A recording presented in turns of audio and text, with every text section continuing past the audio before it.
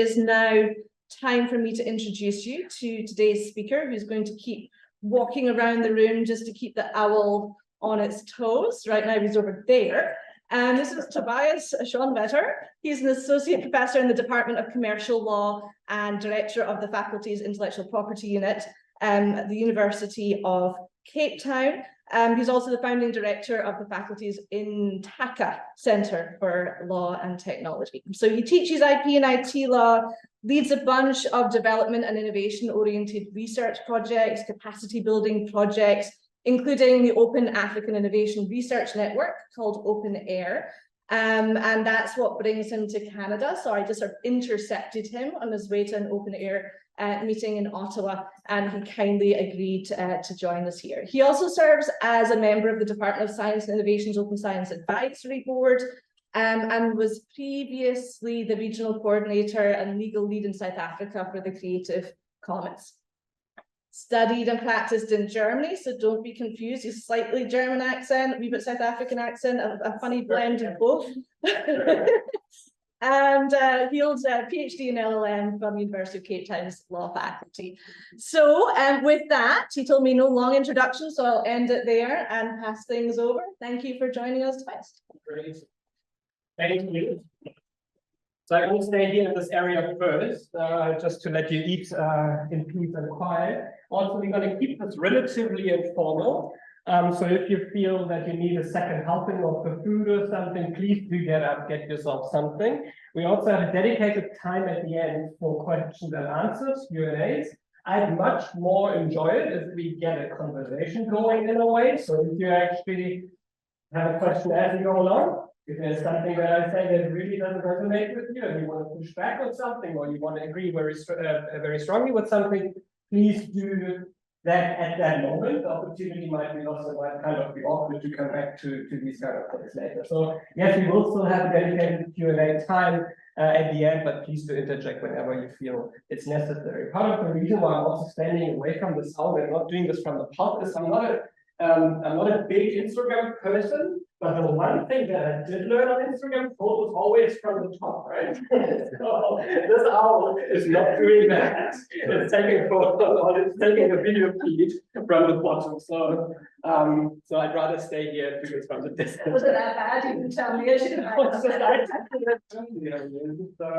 Okay, so thanks for coming, spending the lunchtime with us here today. I think it's going to be exciting. And the food is great. I hope it was not only the food that made you come here in the first place, but please do make use of the opportunity. I'm a little bit concerned about you in particular, because you're sitting with a back to me, and I'm concerned about your neck, really. So if you turn around the whole time like this, yeah, maybe turn a little bit more slowly. If I was you in that chair, I would probably not be able to get out of that chair afterwards.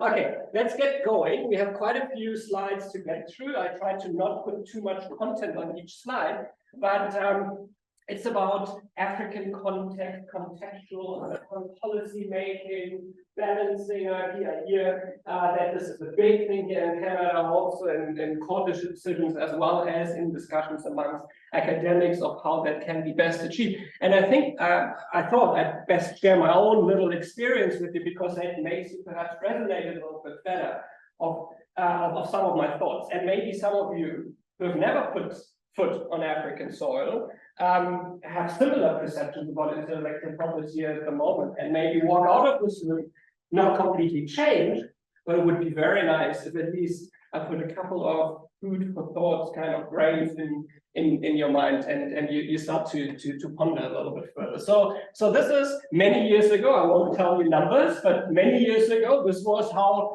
I relocated from that country, that global north country, which is relatively close to your country, I realize now, because I just came actually from this area to Canada, and it's such a quicker way than getting all the way from here. But anyways, many years ago, I decided to do LLM studies at the University of Cape Town. I had finished my legal education back in Germany, and as part of my articles, I had ventured out to the US, worked there for a lawyer there, and realized, hey, the world is a little bit bigger than just Germany or just Europe. I want to see some other things as well, and decided eventually, after some research, that the LLM program at my institution that I'm now working for, the University of Cape Town, is a decent one, and decided to get there. So This was my trip to South Africa. Never had put on African soil. That's how I looked back in the days. I had to look very high up in that album. Yeah, no great hairs, I suppose, back in the days. But the one thing that really surprised me when I arrived at the University of Cape Town is that there was not a lot of discussions and conversations going on about intellectual property law in general. So there were no IP courses to choose from. I took some electronic communications courses back then because I could see and I was interested already in IP.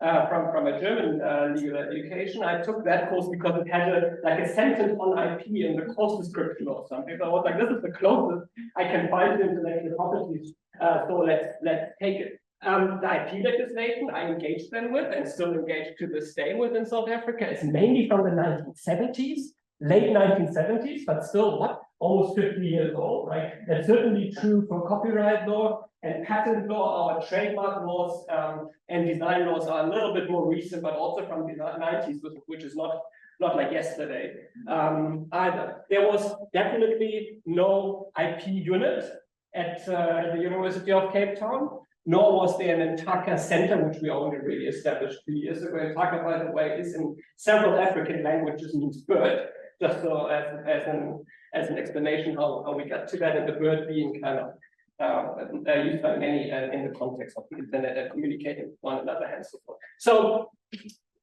I don't think this is the place to actually go from one person to the other and let you explain what your background is in terms of exposure to IP. But I'm assuming that most of you have a solid kind of background in intellectual property, but we're doing similar talks at the University of Cape Town. And there are always a couple of people in the room that find the topic interesting, but that actually do not know that much about IP. So I just thought, just to put everybody more or less on the same page, let me go back to the horse's mouth, WIPO, World Intellectual Property Organization, and hear from them and repeat from them what they actually do define intellectual property. And the reason also why I did this, I'm actually just working on a WIPO project that kind of tries to migrate an international resource into the South African context. And then I saw this kind of general overview definition for intellectual property.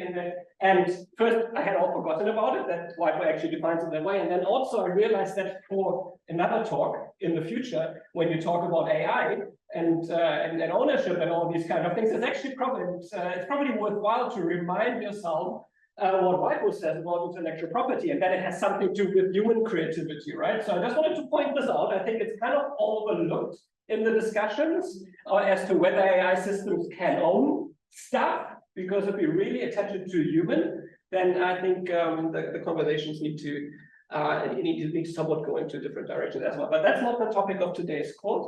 Also, the distinction now between intellectual property generally and intellectual property rights is that if you create intellectual property like this, doesn't mean that it is necessarily protected, but you can obtain protection if certain, usually statutory requirements for protection are met. Sometimes you have to not really do anything, like in copyright law, as you will remember, automatic coming into being. With other forms of intellectual property, patents, trademarks, designs, etc., you actually have to do something. So this is here like IP 101, really in like 3 minutes or something, in case you had forgotten, but I'm sure I'm talking to the converted. Last slide on that. I wish I had taken an umbrella to Toronto also, because it looked, certainly yesterday as if it was starting to rain, but I will buy one.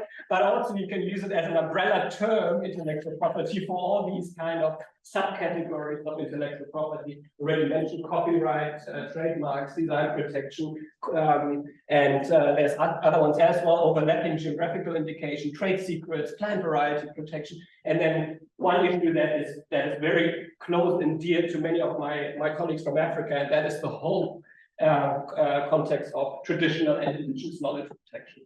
We will get back to that in a while. So, on my plane from Germany to South Africa, then landing there, looking at the scarcity of offerings on intellectual property.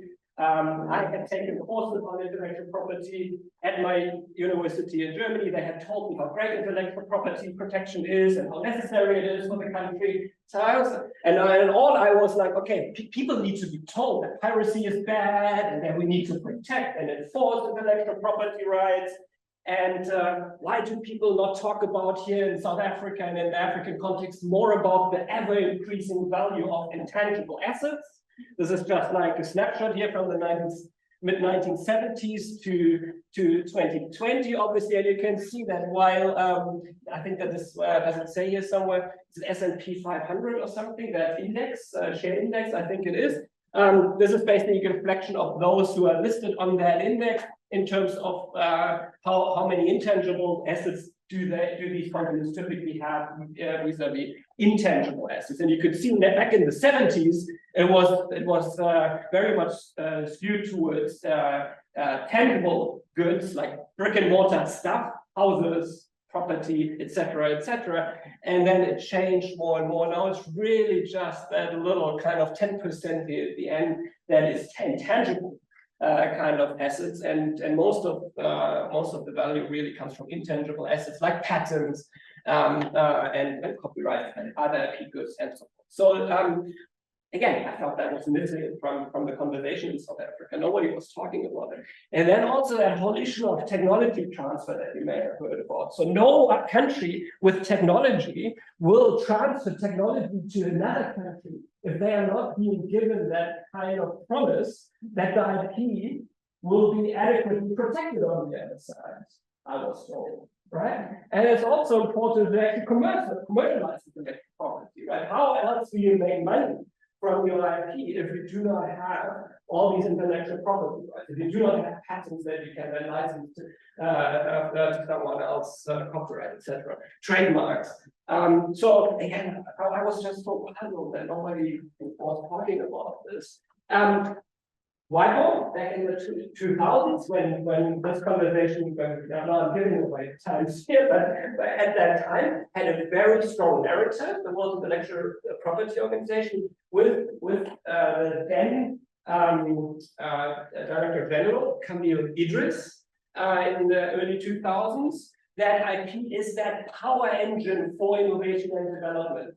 I'm not sure whether you've ever heard that, but this is kind of the definitely like kind of a phrase that pops up quite frequently. You need IP to innovate, to make people innovate, and as a result, then develop. And nobody was talking about this, right? In the context. And then even a newer, this is now 2021 publication from WIPO, not sure whether you've seen it, but they are still making that claim. Not quite as direct, I think, as they did back in the days, but still they say here these UN sustainable development goals, the SDGs, they are linked. Many of them are directly linked to intellectual property or vice versa. So in other words, the fact that we protect intellectual property leads to innovation and by extension then to development. So again, this comes very strong out of this report that I don't think is one of their strongest. So, okay, but we'll get back to this. Why did this puzzle me so much? Because it puzzled me because I knew that there is like something like the Human Development Index and the Global Innovation Index, and African countries typically do not fare all that well on these. What's the plural for index? Indices, I think. Right? So, there we go.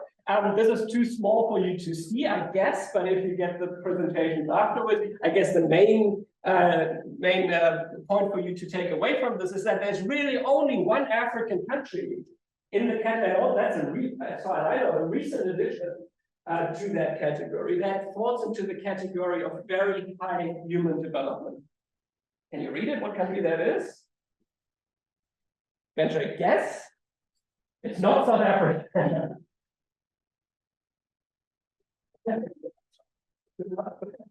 What do you think? No. Much more. Botswana does do well. You're right. Namibia too.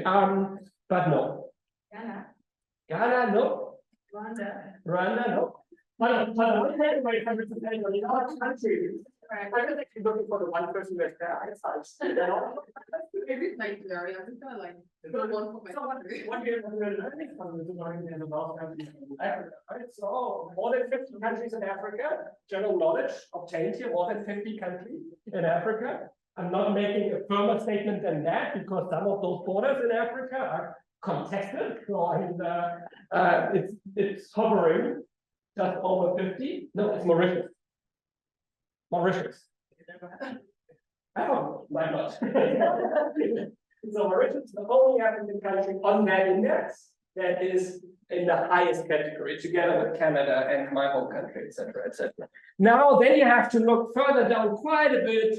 No African country, no African country, no African. South Africa. 109 on the list. Of how many countries do we have in the world? 200-ish, right? So around that. So like middle, but it's in the category of high human development. Not very high. Okay, and then this is all okay still, but this is why again I thought we need to talk about IP and the benefits thereof for development, because this is when you get to the bottom of this list, it just always, like almost all of them at the bottom of the list are from Africa. Don't worry, in case you're worried, what is he talking about? I'm going to unpack that a little bit more. And I'm not agreeing with most of what we're seeing here, but I agreed with this certainly when I moved with my kind of global north mind to the global south. And I was like, they need help. So we and IP can help, right? So here, South Sudan at the bottom, Chad, let's see whether we find some of the countries that you mentioned here earlier at the bottom. No, I think someone said Rwanda, I think, but the other countries, Nigeria and Ghana, they are higher up, but yeah, certainly many African countries and just a few from elsewhere. So again, there seems to be, if there is that connection between good IP protection and innovation and development, well, why is there no more discussions about intellectual property protection, right? Same with the Global Innovation Index. That's the newest one now from 2022. Same picture really. Here, I pulled it down to 15 to make you happy here with the Canada is still in there, relatively high up. South Africa hovering in the middle, there being the top African country as far as I know. Don't blame me on that, but I think it was the first one that I could see. Also because it's not, they only looked at 130 countries, so this is not as expansive a list as the other list that you just saw. But again, same picture here in terms of measuring innovation, perception being that Africa is less innovative. Now, I've worked with at least one person over the years, and we have ever since tried to debunk that notion of this being really the case, and I will talk more about it. Anyway, so this was my mindset. I was like, okay, here we can help, just get your ducks in a row with intellectual property protection. Why do I put the world out here? Because this is when I started to change, when this was my light bulb moment, really. Not when I saw this map that I know that doesn't do much to me, other than that it irritates me because you know that for physics reasons, Africa and the global south is misrepresented in terms of size, right? So this is not true to size. This looks already big, but in real, it's even bigger, but it's because the world is like, don't make me explain that to you in more detail. I just don't understand it either. I'm being reliably told that when you put a three-dimensional kind of object into 2 dimensions, it distorts. And because map making goes back to when most of those who made maps came from here, they overemphasized Europe and the size of Europe, which already looks tiny, if you ask, but it's even tinier in real. That doesn't really show here, but I just thought what blew my mind. First time I came to South Africa, thinking Germany is a big country. 3 Germanys you can easily fit into South Africa alone. Just to give you a little bit of comparison there. Anyway, so this is the normal global map. That is how we know the world, imperfect as it may be. But then I came across this map, and that really was like, what's going on here? What is going on here? And you remember there was countries here, right? This is, if you wonder, this is South Africa.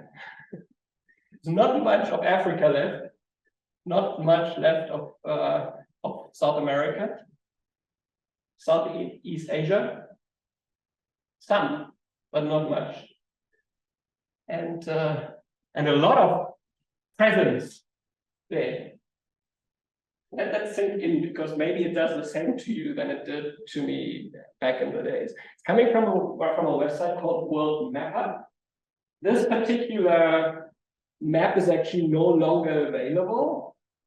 Makes me wonder why, but it's I think certainly in many ways still true. What can it show? It shows I mean, like how national sea level, I guess. national sea levels. Yeah, I understand like how the global south is like this impact the climate. Right, that probably looks very similar. It looks actually like it's almost like this is now there's all water over the global south. Very possible. It's that the map looks very similar. It's not, but as I say, it's a right answer. But no, let's tie this a little bit closer to IP. The amount of IP, that country's full relative. Yeah, very close. This is the world represented in terms of IP royalty flows. Money going from one area and ending up in another area. So what you see there is the money that went somewhere for IP transactions. Now, not a lot of money ends up in Africa, in the global south, right? Right? So I was like, how can a system like this be good or just or appropriate for all those countries that have the least but pay the most to those who already have? Didn't see 4 weeks about over this back in the day. No, it really, to this day, that's why I'm putting that out many years after, because this was kind of a moment for me where I was like, okay, so something needs fixing. So there's a conversation that is missing in all this kind of linear narrative between protect your IP and everything else will be good. You will innovate, you will develop, and the world is going to be a better place. Maybe it's not, because it seems that some are benefiting from it unproportionally at the expense of what is now my own country and my own continent. So make me think. Right? That's why the thinking. So I dug deeper. People must have thought about this more. Yes, they have, but not as much at that time, certainly in the African context, as I wish they would have. But some have.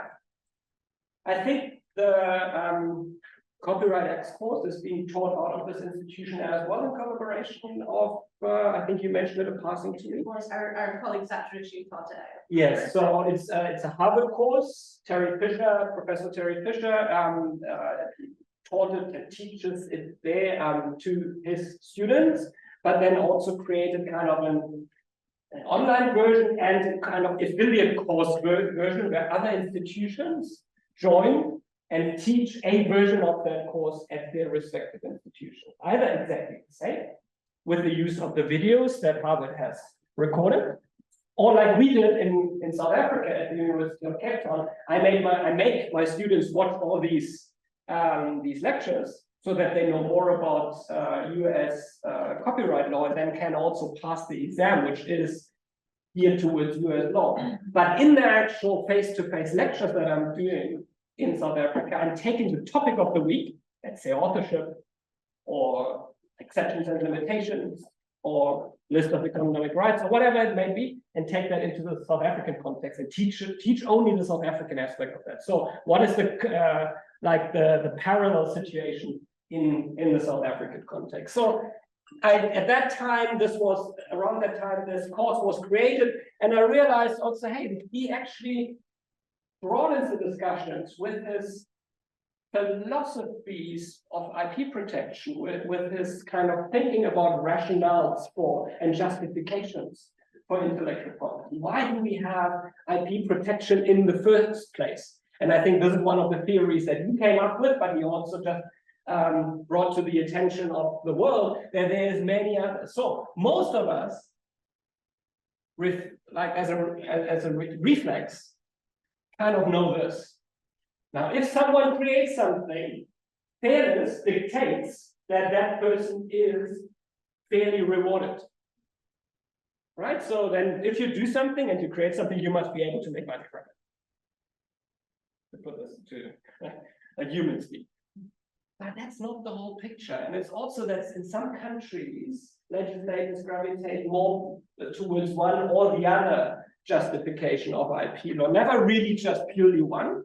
But some countries have a much more utilitarian approach to IP protection than this, say, more author-centric version of IP protection. It says at several points here also, by the way, copyright, but that can be expanded to other forms of intellectual property also. But I'm not going to go through all of this, but there's an underlying in several of these other theories that there are bigger fish to fry. There is a bigger goal of IP protection than just enabling the creator of the work, just and only enabling the creator of the work to maximize financial return. There's also something of incentivizing people to the maximum so that they create as much as possible so that humankind develops further, etc., etc. Have a look later if you get these slides, or read that article, and then there's several others also by Terry Fisher on these theories. But certainly, second, then after seeing this map, I also realized, hey, it's not quite as straightforward. It's not just about individual rights. Again, around that time, it must just have been that opportune time people started about the human rights implication and the conflict versus coexistence of IP rights versus human rights. Human rights, big issue in Africa always, because of the many human rights violations that we have seen in the past. So it's a door opener for bringing people into the conversation that would otherwise not be interested in intellectual property. But if you make it clear to them, hey, there's a human rights dimension of this, you get more people into the room to discuss what really is such an interesting topic, right? So human rights that are impacted by intellectual property protection. Does anybody do human rights here in the room? Help me out. Which one? Just a little bit in relation to environmental rights. Environmental rights. That's really your focus on realizing the water and the environment. Good. Yes. There's a strong link between IP and environmental rights. You should definitely explore this further if you're still looking for a topic. That's definitely one. Others? Freedom of expression, for example. Health, for example. I'll come back to that. I hope I didn't talk you out of this. But it will be recorded, so I can. This is the people that like IP a lot. You were great. Thank you. Yeah. For instance, to women's rights. Women's rights? Explain a little bit more where you're coming from. Like human rights and women's rights. How would I feel with the rights of women? Yes. For instance, if you're looking for something Such a fascinating discussion, right? Because it took me such a long time to understand how what looks on paper like a neutral law is actually anything but neutral, gender neutral, because by being neutral, it doesn't tackle existing inequalities, right? Yes, absolutely. So there's that human right. I think, did I say that right? Because I think this is your area rather than mine. also talk Paris. Yes. And stay a wee bit closer to the owl if you don't mind, just for the people on Zoom never seeing a. Okay, I'm sorry. Okay, good. I'll do that. Okay, so there's these human rights that have an implication. Now, patent rights, are they good in terms of people having access to medicines? I refer to this in all of it. And medicine being like hopefully a means to extend life, human right, or health, human right. But there's also like rights to property, the other side, but let's not forget about this. So intellectual property seems to suggest we're dealing with property. So again, the human rights aspect of that side of the aisle is that there is seemingly protection for human rights for the rights holders as well, but for both users and rights holders. interesting stuff. First, authors from the US that developed that helper. I remember reading that article. One of these other sort of eye openers. Peter Yu has taken that further now with his 2.0 version of that train of thought. Colleague of mine in South Africa, Klaus Beiter, German name, not German, but Namibian, has kind of taken this into the African and South African context. I like his title, Extraterritorial Human Rights Obligations to Civilize Intellectual Property Law. So interesting take on that, access to textbooks in Africa, copyright and the right to education. We work very closely with them, and we are reviewing and revising our copyright law at the moment, and certainly it's these kind of views that are needed to shape our new laws. Again, I'm coming back to that. And then I already did this too early. There's a professor, Joseph Stiglitz, an economist, Nobel Prize winner. Highly skeptical of intellectual property. Finally, and that is also why it all makes a lot of sense as IP experts to not just think about IP all the time. Like, look at other disciplines, what they think about. And that's already why I brought in the human rights dimension. Talk to other legal disciplines at least, to not lose the plot. Tunnel view, never good. Your own bubble, never good. Talk to other areas to get a more holistic picture of the discussion. Leave law even altogether and talk to economists. And while I do this owl again, I realize now I'm just getting so excited about this. Sorry. To economists. And what do economists often refer to when they mean intellectual property? What term do they use? Monopolies. Monopolistic rights. Even IP scholars call it time-limited monopolies, right? Do economists like monopolies? No, they hate them because they acknowledge the need in certain times and sectors to have them temporarily, but generally, what monopolies do, they kind of increase the prices artificially and unnecessarily beyond what the market would actually do with these prices. Because we can't set the price without competition at an artificially high price. It's only you who offers that product to the market. So, he, as an economist, has quite a few things to say about intellectual property and was kind enough in 2017 to write for us at the IP unit, together with two other institutions, a little report on innovation, intellectual property, and development, not unlike the title of today's talk. It seems something that I have been doing for a while. And here's one of the statements and I have a few others, that I think are worth contemplating.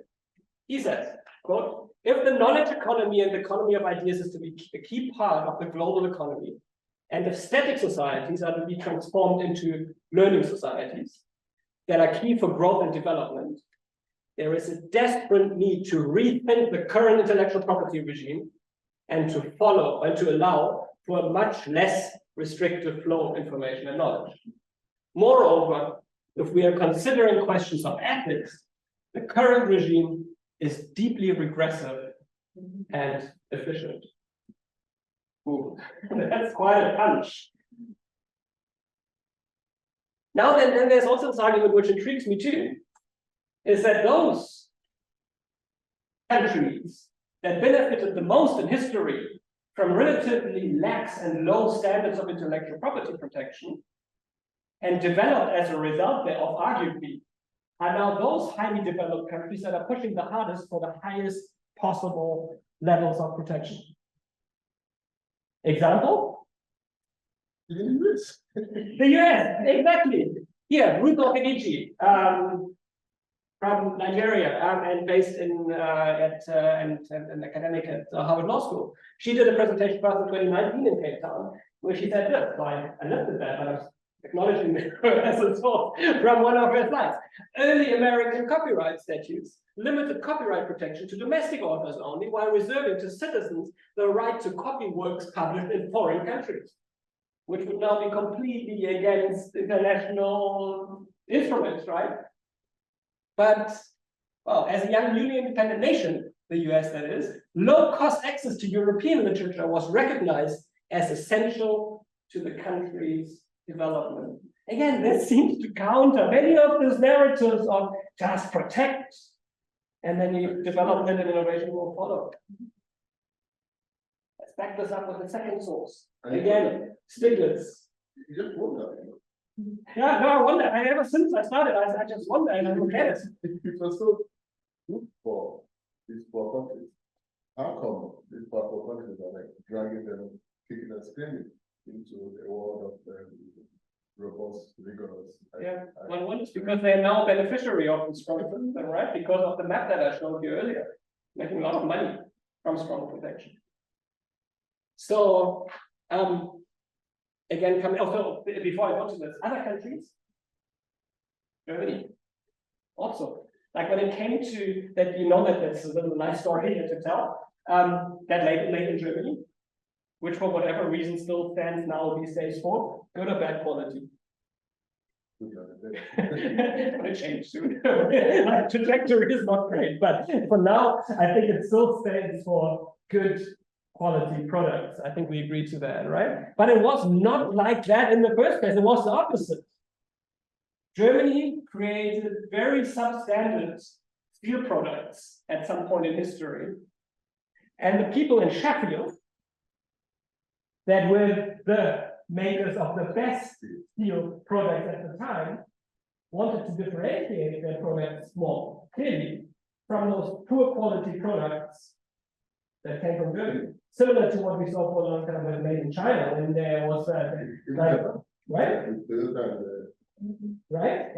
Very similar. So it was supposed to be kind of a label for bad quality initially, for bad IP, for bad manufacturing. Kind of backfired after a while, I suppose. But this is the history behind that. And a more recent, I think this is a nice also for those who want to look into this a little bit more. Because a country like South Korea is also great to look at. It's a relatively recent addition to the group of countries that are highly developed. And surely, almost naturally, as with the level of development, they also increase gradually the levels of IP protection. So here we see that again. It seems that lower levels of intellectual property protection seem to be conducive to at least some forms of development. Yeah. What are the pharmaceutical companies who literally start, who like literally basically coerce countries like South Africa and global self-design for the agreement, 10 times the price, the inability to give up the right to and then which also and their protection is so strong that they prevent their scientists from also developing similar vaccines. So I guess is there no, I guess, like international law machine that like either civil or criminal that allows them to take? I'll touch on this. I come back to this. Actually, 1 or 2 slides, and then again a little bit later. I cannot do the whole thing. The whole access to medicine discussion is just too big an issue to do in the short time. But I will point you to I want to say nice documentary, but it's everything but nice to watch. It's heartbreaking. But I think if you, I don't know, maybe use this room during the semester and just watch that together as part of that, because I do this with my students just at the beginning to set them right. And they walk out of the room crying. When I watched it the first time also, was quite negative. So I come back to that in a little bit, but yes, that's certainly part of that conversation.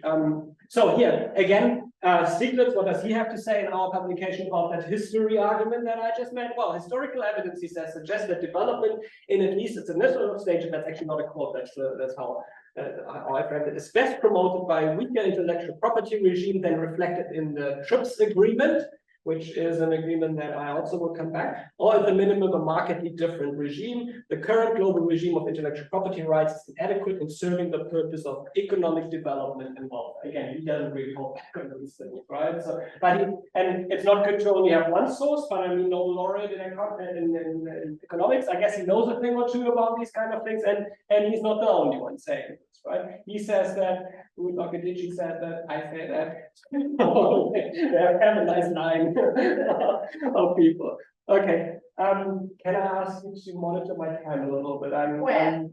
So I still have a lot of slides. So. yeah, and we wrap at 2. So if you want time for a Q&A, then you might want to finish in the next 10. 10 minutes. Okay, good. All right. Let me see how far I get. You see, we are halfway through the slide, so we're doing good. But that can be relatively quick here. This is the documentary that I suggested by, and the blood is a little bit older. It's from the Seda, it's from 2012, has lost none of its like current kind of value, especially because if you look at that, it's about antiretrovirus, HIV/AIDS drugs, and the lack of access to it, partly and perhaps maybe as a result of patent rights. And then it's kind of repeated. It was now repeated in the whole COVID vaccine conversation. I told you I will mention the name vaccine apartheid, which is the phrase that was used in our context of what's happening, why we as African countries only get second or third access to these vaccines. I was even more aware of this particular instance. The retrovirus are not mostly new. Yes, discoveries. that's right. These are chemicals that Yeah. existence, the patents expired. Yeah. The only discovery is that they could be used Yeah. for this I think yeah. It's the same that aspirin that Bayer did with aspirin. All of a sudden it was a pain tablet. All of a sudden you get something for the heart, right? So there's a new application. So hey, we can just get some form of patents for this again. You're absolutely right. And then the first generation, second generation. What's the technical term for evergreen? Exactly. All right, evergreen of patents. It's also being mentioned in that documentary. I think it depends obviously on the country. I didn't check here. I don't have a Canadian Netflix account. But and your catalog looks different to mine, but and it comes in these movies also come and go. But at some point I checked and it was available on Netflix. So they have something for the weekend or something if you really want to end up in a bad mood. Okay, and then the link to this this one, another one issue that we talked about, and then we have also instances of, and then I came across that IP has been used quite a bit for misappropriating intellectual property or misappropriating traditional knowledge, I would rather say, in the African context. So this is what? Remember? It looked like you're in the world. Getting the name. It starts with G, doesn't it? Which H? With H. Goodia. Oh, That's right. yes. What does it do? It grows in South Africa and Namibia and some other countries. What does it do? Okay. What about it? I know CSR is involved in this. Oh, you know CSR. That's right. That's our research company. Which means they for lowering blood pressure from what is taken or diabetes. I'm not really sure. So this one not. This one is really for it's for losing weight. But actually not in the first place. That's what it appeals to for whatever reason to all of us. But it had a much better usage in the days, or still has, because it was used by hunters and gatherers for the San people, exactly, for suppressing appetite. Yes. Hence the fact that you lose weight. Yes. All right? Sorry. Because let me put it like this. So because if you're a hunter and gatherer, and you're just like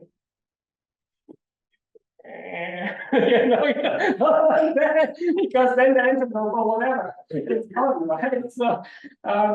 So it's good to suppress your appetite and all noises that are made with that. So it helped them to go after whatever animal they're going after for a long period of time. But there is a Western application to this clearly, because if it suppresses appetite, well, it probably also leads. Didn't in the end quite as much. It wasn't as much of a success. And I'm not going to give you the whole run down of what the IP discussion about the was, because again, this is just a high level discussion, but Laura Foster from the States has written about that. She visits us quite frequently also in Cape Town. So she does actually the research on the ground on these issues, and she has written this book, Reinventing Hoodia, Peoples, Plants, and Patterns in South Africa. It's a worthwhile read if you want to refresh your memory on that, if you have not read it. Yes. Yes, but it's definitely Gender stuff as well, right? So for yes, this, right. that's right. She does that. Yeah. Too. So again, another problematic influence of intellectual property in the context I'm coming from. The global something one for a better word. I'm stopping here to not frustrate you with intellectual property in a way, because I think I have put a lot of like negative positive in mind, but I think what I might have done a little bit is like burst your bubble. That's that one here, right? So maybe it's not quite as straightforward, not quite as linear in terms of what IP really does or doesn't do for innovation and development. It's not that, hey, just protect your IP. It will make people innovate and development will follow. Would be great if it was like this, but it's much more complicated, much more nuanced, and we cannot lose that nuance when we do law and policy making. Yeah, I do have a question, and I should admit that like my question is drawing on my current research that is around the decolonization and settler colonial studies. So I'm sort of primed to see where like colonial logic and like what I learned yesterday was spreading tentaculating into indigenous spaces. And I wonder, so what I think about IP, especially within like the global regime, and when we think about, I mean, yes, you're critiquing IP as, you know, being a useful thing, but even like the existence of an IP regime at all, I wonder if it's not sort of an extension of colonialism, because I think at the heart of it, IP, which suggests like the protection of the creative enterprise or intellectual labor, is a very Europeanized way to approach and value resources and things. And now we have like a global regime for IP, and for good or for bad. But I wonder if the existence of this regime at all is not nodding to, I wonder how we reflect on the charge that is nodding to a settling of colonial logic, a settling of colonialism, really. And yeah. Very short answer to this.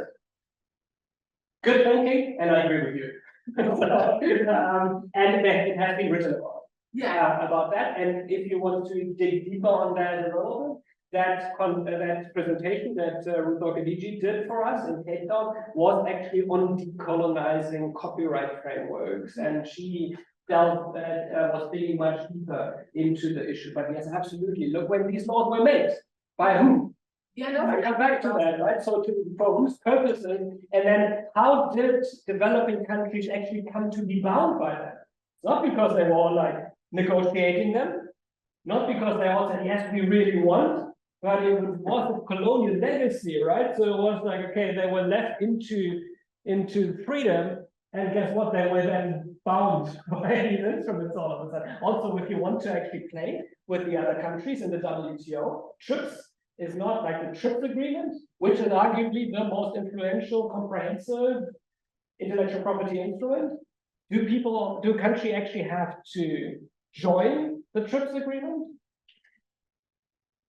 No, it doesn't work like this. It doesn't work like the other instruments where you actually have to kind of say, hey, we want that. No, if you are a member of the WTO, you're automatically bound by the TRIPS agreement. I'm a little bit conflicted as to whether we should continue to escalate colonialism. I agree that, of course, in fact, in many African states, the IP offices were set up even before the country was formed. Yeah. For example, in Nigeria, there was a trademarks office long before, because that was about 70 years before the concept of Nigeria as a country was formed. So showing you that the business colonial aspect of ID.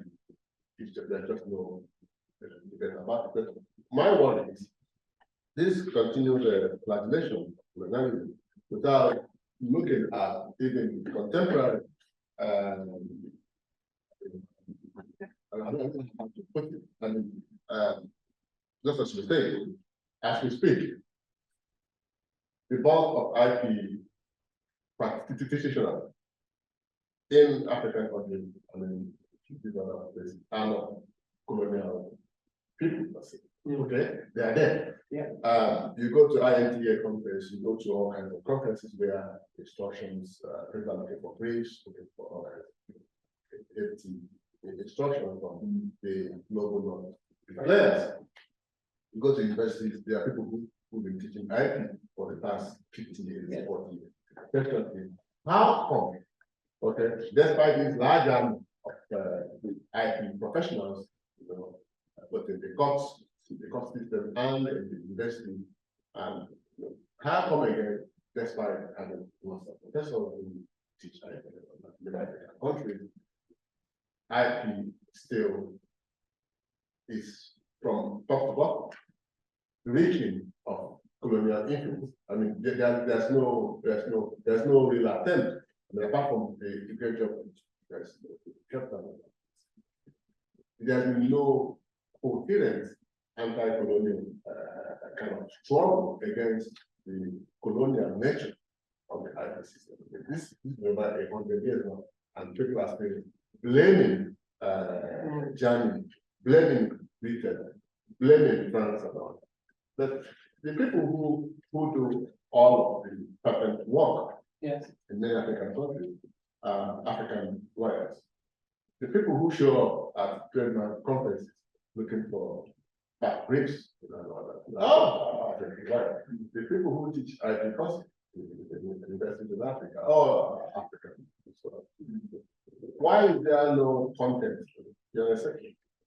Why is there no content curriculum that seeks to open up people's minds? Because you can contextualize this law to reflect reality and So Can I have reflection that I'm only reflecting because I know we come from a particular context, we're both Nigerian, and so I will sort of limit my reflection to that context. I think there is a sense in which the IP regime, as we know it, sort of this monopolistic time bar, is inherently inconsistent with our traditional knowledge commons. So the traditional knowledge systems of Nigeria, I mean, maybe Igbo land or Yoruba land, thrive on replication. Like replication is flattery. So when we think about like fashion, and now today we know that it can be like corporate replication of like fashion, but indigenously you were free to like copy the style that you like, you were free to do whatever. When we think about like performance rights, like live bands were free to copy and all. So it's that we're working with two almost disparate systems in the IP system and traditional knowledge system. And I think it keeps clashing, which is why it's difficult to reconcile. So what perhaps could be read as the indigenous system or the indigenous approach is not doing a good enough job of contextualizing, might be that it simply cannot. Like it is not built in a way where it can absorb like the structures of IP protection because it's inherently inconsistent with how we think about innovation, how we structure or incentivize innovation. And so it's like this tension that is hard to reconcile might be I don't. So I'm happy to let this completely flow. But then we go to the end with this, right? So I'm getting another 10 minutes here for talking, right? We're having the Q&A session already in a way. Let's talk a little bit more and I continue. I also make a proposal for at least for now, walk out of this room on the basis of a compromise for today's purpose. We won't solve it today, right? But okay, let me actually say this up. I'm not here to solve it. I'm here to let you walk out of this room and think about these things. The fact that you'll have this conversation is what makes me happy because you will perhaps, one of you may end up at Whiteboard at some point, or a country intellectual property office that is tasked with drafting legislation. And if you then remember, hey, there was this guy with a funny accent back in the days in Canada, I should not just listen to what I'm getting from the powerful stakeholders in my country, but I'm also, there is more to it that I have achieved my goal. I think it's a relative. So first, I don't blame practitioners ever because they are just operating within the framework that exists. It's not their laws. No, I encourage them if the opportunity arises to be into lawmaking processes, but they are not always, this opportunity is not always there. It's not their job to push for change. But not get the worst of them. Just about 65 years ago, there was a proposal to update the copyright Yes.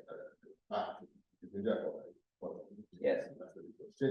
Now, the proposal is like a copy and paste, Yes. okay, of other countries' copyright law, without any context whatsoever as to the local needs. Yeah. You know, and you're wondering, okay, guys, you know, must you be copying and pasting, you know, almost verbatim? What? No, you should not. Without making my argument, don't. It's without looking at your own societal needs, right. you know. That's exactly the key argument that I'm trying to say, right? But it's so we need to have this conversation. We need academics. That's my point that I'm getting to in like a second or two. We need people like us, the academics, and people that think that have the luxury of thinking about these things a little bit more deeply to steer us in the right direction. Your hand was up. Yeah, isn't like the Western, like I guess our conception of the IP regime inherently inconsistent with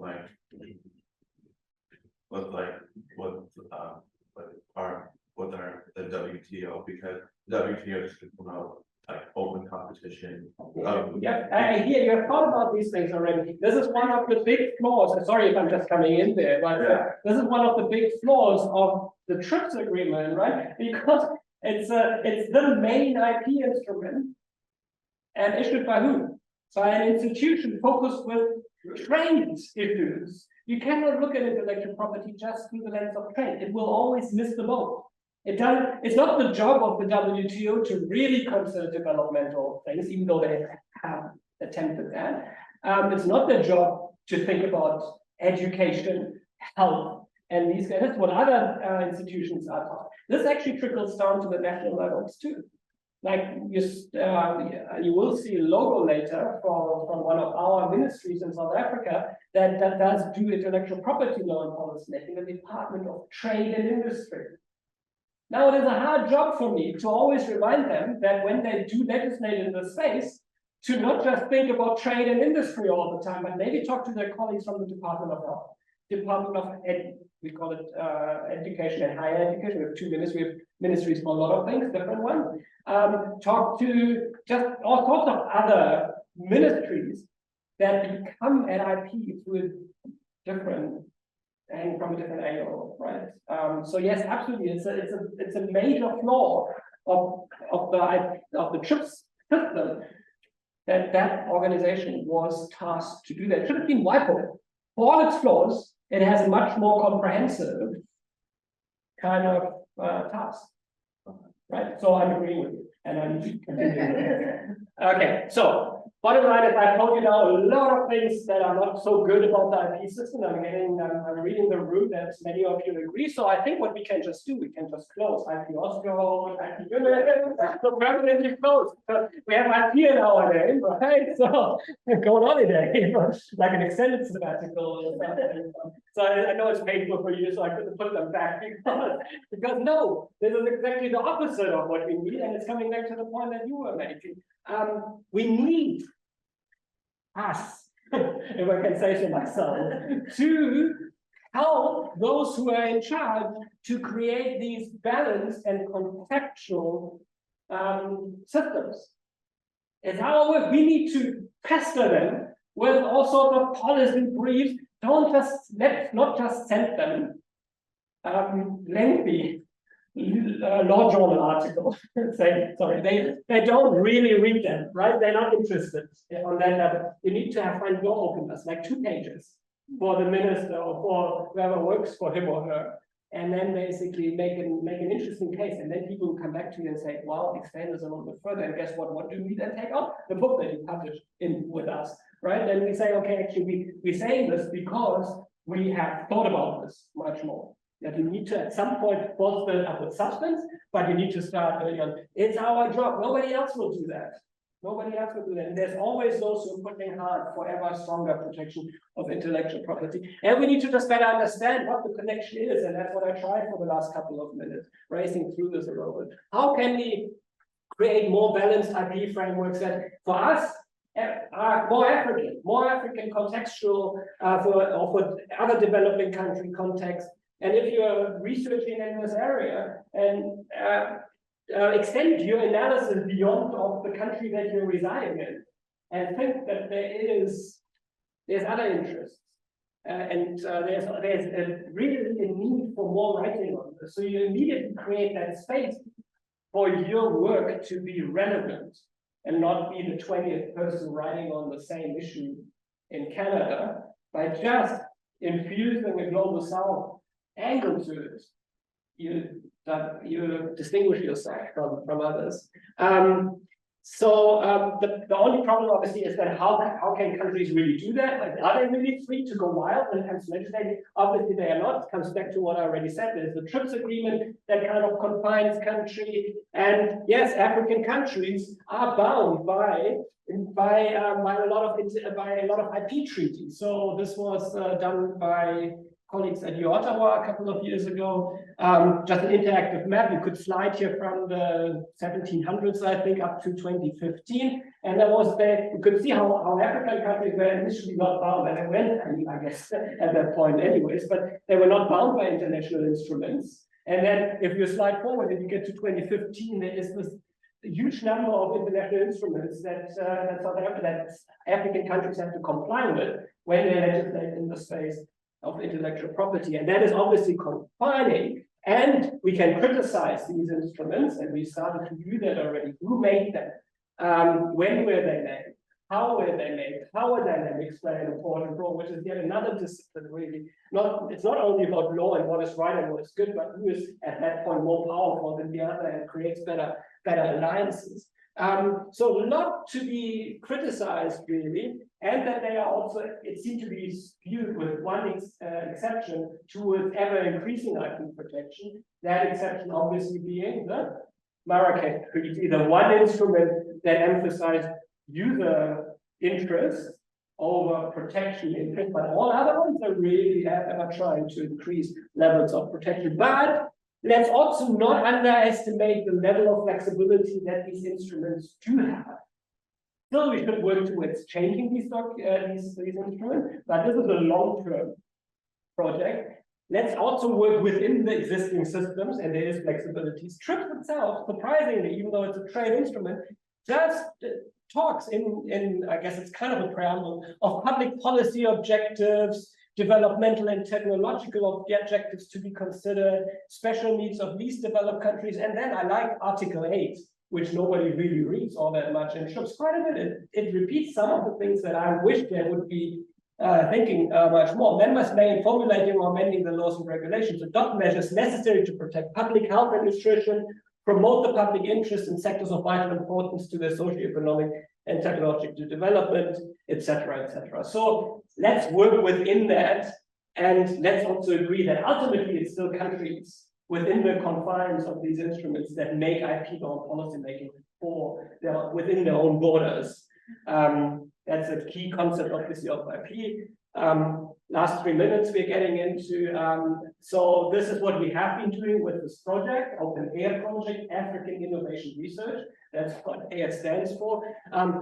If you have nothing else to do over the weekend, just go and check openair.africa. That's quite interesting what we have done over the years. It's a decade old. It's actually supported out of your country here. Most of our support comes from the IDSC.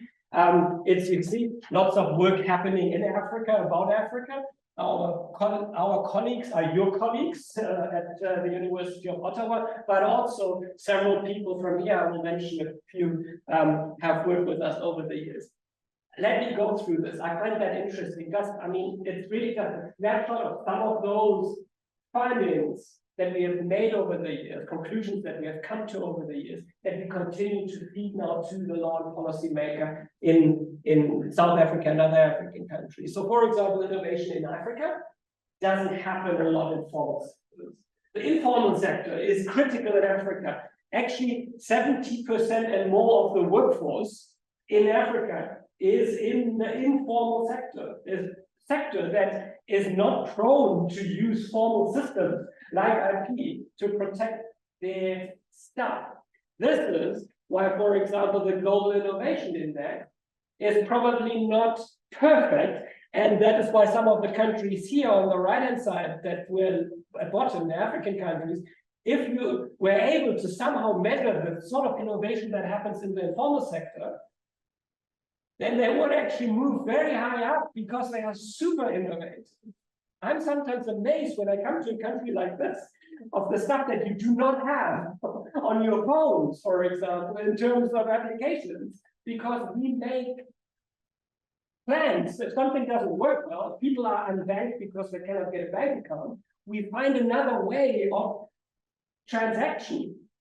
Right? So, and then I come here, and then I think it was here, and I used, no, it wasn't in Belgium, and then I used my card, my phone, obviously, I mean, this is not great, but I just use that, and I do that every single time, and I just oh my God, this is like in the middle of Europe. So it's just interesting to see that there's so much happening that is unregistered, and arguably leads to these dismal sort of rankings that are just not true, in my opinion. African context, we make, this is a link to the second part, we don't, many of us, generalizing, many of us don't innovate in Africa to create a new iPhone. We create to overcome a problem. Innovation of necessity, we call it, almost accidental innovation. Right? Again, not so easily kind of measured because oftentimes we don't seek patent protection, and a good way of counting how innovative the country is by counting patents. Now, many of these people that do all these innovative things don't get ever patents. So again, I'm getting too excited here. So institutional infrastructure, I actually need to put this up here now because who is this, right? So, we did some research on this. You did some research on institutional infrastructure for R&D and IP management, and how offices work on the African continent. And to this day, I use many of the statements that were made in that chapter to explain to people why it is not as easy to get a patent in African countries as it is elsewhere, and therefore just comparing the number of patents to determine what country is more innovative is that from the outset skewed. Yeah, But isn't South Africa one of the first nations to grant an artificial intelligence? oh, don't get me started. That was the talk that I did. Is like a whole patent that started and so. So I get it. I know that it's recorded, but I will make it disappear. So that's a terrible idea. To have that, because everybody thinks what I think you might be thinking now. Hey, it's so great, they're so modern because they have an AI patent. No, the opposite is true. That should not have gotten a patent because it will probably inhibit innovation in that space, because now patents exist and others cannot. So you can very easily create kind of patent thickets if you wanted to the detriment of innovation in that kind of context. So it's not right. So whether it's a machine or whether it's a human being, I mean, as long as you've gotten a patent, you've gotten a monopoly. Yes, but there's ways of getting away with that patent. We are pursuing that, and suggestions make us another talk here because of the whole session. Okay, so formal and informal collaboration appears to be a key engine for innovation. So it's not IP itself; it's collaboration that seems to be that kind of power engine for development, right?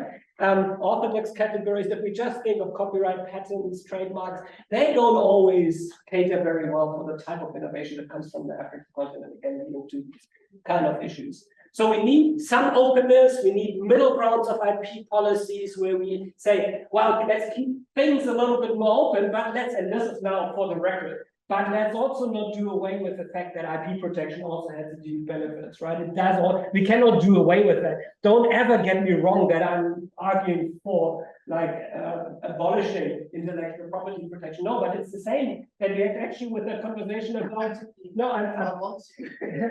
but it comes actually back to what my response to you, inadequate as the problem was in terms of generalizing the IP discussion is to to get things right, we need to push harder on that one side, on the non-protection side for a while to get to good middle ground. And that's what I'm trying to do here. But you should always also acknowledge that the general concept of intellectual property protection also has a lot of goods, but too many people tell you that already. So my job is a different one to tell you the other side of the coin. That's Tesh, Prof. Tesh. He has done a lot of work on Ethiopian coffee and Ghanaian cocoa and for our project as well. So he couldn't be here today, but if you read our book, you can see his chapters as well. So really last point, I think the 3 minutes become very long, 3 minutes here. How can countries then ultimately, with that knowledge that we have generated as academics, which you call for, how can they now do better? Well, they can. I think that's a great idea. Not a lot of countries do that. I think it's great to have an overarching IP policy, first and foremost.